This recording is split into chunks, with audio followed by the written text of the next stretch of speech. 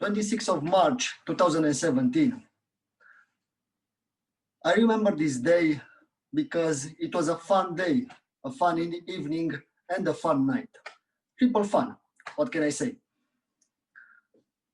I remember this day because I was chilling with my girlfriend in the park and some friends, eating donuts, eating ice cream, drinking coffee.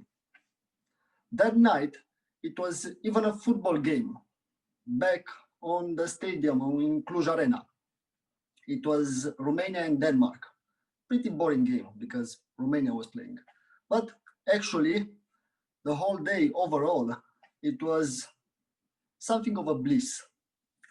I would describe it as the perfect day, or this is how I felt it.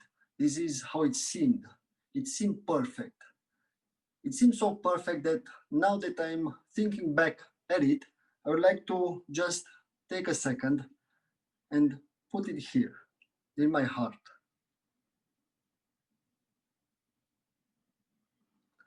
I'll take this moment, this day, look at it, and just crush it in my fist. Because what I was living then was a lie. Back then, that day was a lie. Instead of bliss on the inside, I felt remorse, guilt, fear. This was the feelings that I had for the last 7 or 8 years.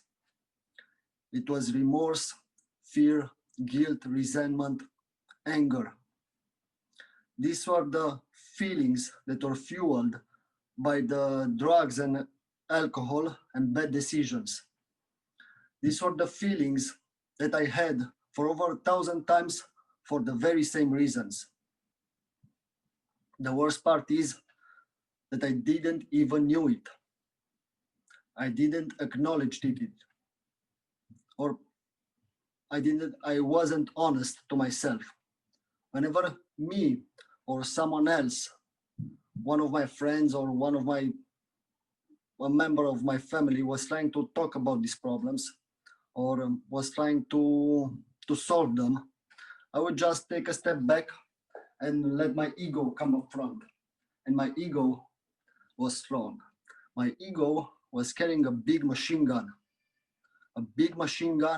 filled with excuses and lies instead of bullets. And when my ego would come up front to protect me, it would just start shooting all around with excuses and lies. This was my life that day. This was my life back then. The good news is, I knew I had to change something about it. The bad news is, I knew I had to change something about it 1,000 times before that, and nothing really happened. It was the same vicious circle over and over again. I started by meeting out new people. People like me, who had the same problems and shared my feelings. People who could understand me. I've realized that if I've talked with these people and share my problems and share my feelings, they will listen and they will help me. I found out that there are quite a few people and groups like this. At that time, I realized something. I have a chance to change my life. I have a chance to live my life on my own terms. Guess what? I took that chance. I started to enjoy the little things in life. The little things like going to a party sober. That was a premiere for me. Going to a party sober, meeting new people, talking to the people, and most importantly, remembering last night what happened. I started going for long runs or going to the gym. That's one thing that only I saw it on the television back there.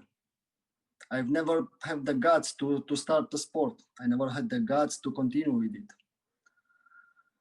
And the most important thing that I like in this newfound life is the fact that I can face my problems when this new life throws them at me.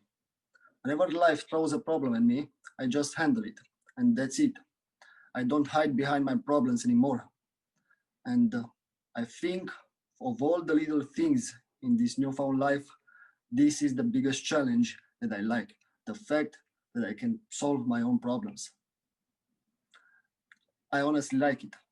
It's my life on my own terms. 26th of March 2017, looking back at the starting point,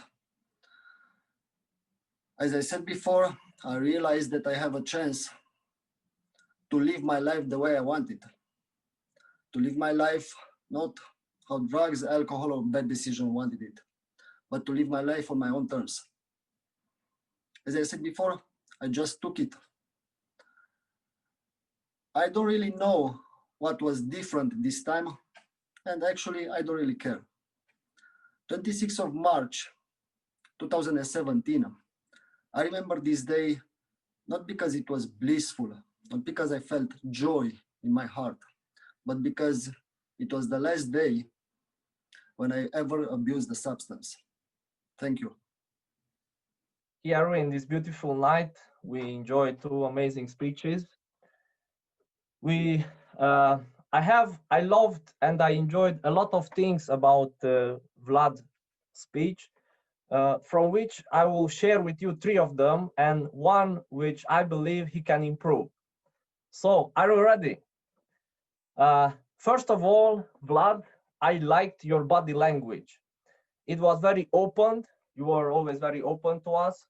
And I felt that in this openness, I felt and I saw honesty, which made me very captivated to your story.